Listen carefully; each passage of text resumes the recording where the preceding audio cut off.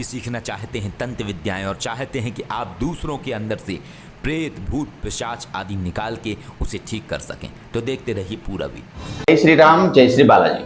राघवेंद्र सरकार दिव्य दरबार में एक बार पुनः आप सभी समस्त श्रद्धालु भक्तों का हार्दिक स्वागत और अभिनंदन है। कैसे आप सभी स्वस्थ होंगे एवं हम आप सभी की मंगलमय भविष्य की कामना करते हैं। आज हम आप लोगों के लिए बेहद ही रोमांचक, बहुत ही दिव्य और बहुत ही शक्तिशाली साधना लेकर आए हैं। आप सभी साधना को पाकर के किसी की भी भूत भविष्य एवं वर्तमान को ठीक प्रकार से बता सकते हैं। इसमें बहुत सारे परिश्रम की आवश्यकता नहीं है।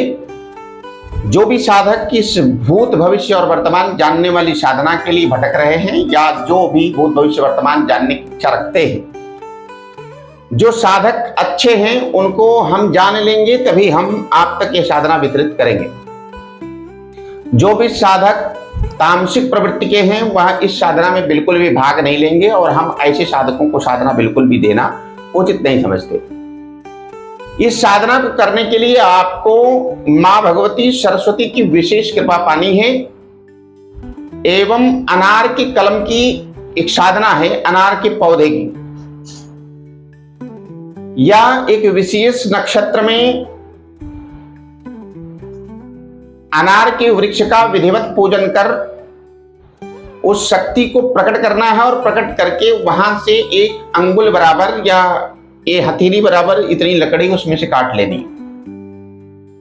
बहुत ही सात्विक साधना है, बहुत ही सरल और बहुत ही अच्छी साधना है। यह साधना अर्धरात्रि 12 बजे से प्रारंभ होगी। 12 से लेकर के 4 बजे के बीच में आप इसकी साधना कर सकते हैं।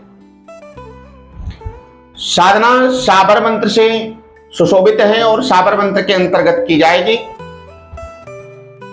और दूसरे क्रम में इस साधना को सिद्ध करने के बाद आपको मां भगवती का, माता सरस्वती की वाक सिद्धि के लिए एक छोटी सी साधना करनी होगी। आप इस साधना को करके भूत भविष्य वर्तमान जानने की विधा गणित के माध्यम से किस प्रकार निकाल पाएंगे, उसकी संपूर्णतया जानकारी आपको दरबार से दी जाएगी।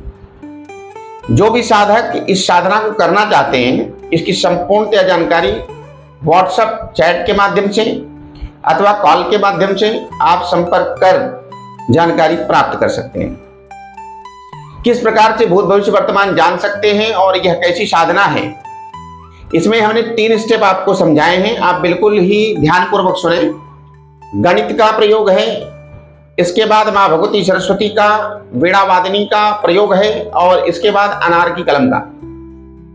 वह अनार की कलम इतनी सिद्ध होगी कि आपको स्वयं पता लग जाएगा कि यह व्यक्ति क्यों आया और इसकी क्या समस्या है, क्या परेशानी है। किसी भी साधना को सिद्ध करने के लिए थोड़ा सा परिश्रम तो करना ही पड़ेगा। बताने में हमारा क्या जाता है, ऐसा नहीं है। बताने में हमारा जाता है, हमारा नाम खराब होता है। यदि आप विशेष रूप से साधना को करना चाहते हैं तो विशेष रूप से आपको गुरु दीक्षित होना अनिवार्य है। साधना छोटी हो या साधना बड़ी हो, आपको विशेषतया यह ध्यान रखना है कि सुरक्षा घेरा के अंदर ही बैठ करके साधना करनी है। कई सारे साधक ऐसे होते हैं जो डर जाते हैं। साधनाओं में डरना बिल्कुल नहीं है, क्योंकि साधना में हम जिस देवी देवता को बुलाते हैं वो तो आएंगे ही आएंगे, इसमें किसी प्रकार का संशय नहीं है। तो भूत भविष्य वर्तमान की अचूक साधना, जो कि आप ठीक प्रकार से किसी भी जातक या जातिका को बता पाने में समर्थ हो पाएंगे। जो भी साधक इस साधना को करना चाहते हैं वह अमावस्या अथवा पूर्णिमा को ही हमसे संपर्क करें।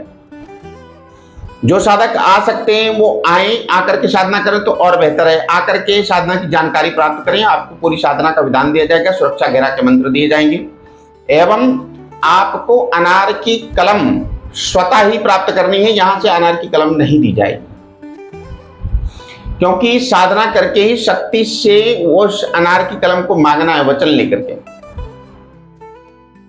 इस साधना को कई क्रम में, कई मतों के अनुसार अलग अलग प्रकार से लोगों ने, अनेकानेक विद्वानों ने समझाया है। हमने अपने मनोमंथन के द्वारा इस साधना को समझा और इसकी संपूर्णतया जानकारी ली।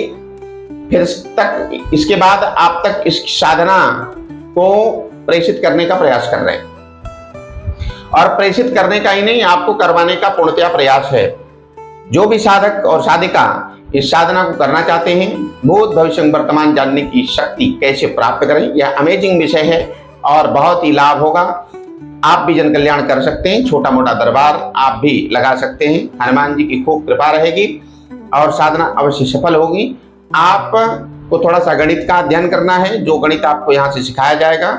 आपको थोड़ा माँ भगवती सरस्वती की साधना करनी है। किसी भी साधना को प्रारंभ करने के पूर्व गुरु, गणेश, इष्ट, भगवान शिव एवं पितरों का पूजन अनिवार्य रहता है।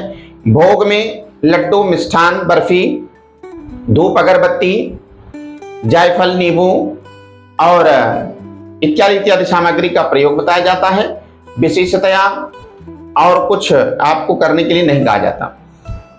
सबसे प्रमुख यह रहता है कि आप साधना में जब विराजमान होंगे तो सुरक्षा घेरा के अंदर विराजमान होना है, क्योंकि जब आप अनार की कलम की साधना करेंगे या अनार की कलम की साधना की विशेष जानकारी प्राप्त करेंगे तो आपको छोटी छोटी पुतलियां दिखेंगी, और छोटी पुतलियां जैसे ही वृक्षों पर दिखे वैसे ही आप अनार की कलम को काट लेंगे और उसको आप कहीं भी किसी भी स्थान पर स्थान दे देंगे, कहीं भी रख लेंगे। या दरबार में इसकी विधा आपको बता दी जाएगी कहाँ आपको रखना उचित रहेगा। ठीक है, तो जो भी साधक साधिका साधना करना चाहते हैं संपर्क करें। मैं उपासक अमित महाराज आप सभी का एक बार पुनः श्री राघवेंद्र सरकार देवी दरबार में हार्दिक स्वागत, अभिनंदन और वंदन करता हूँ। सदा खुश रहिए, मस्त रहिए। जय श्री राम, जय श्री बालाजी सरकार।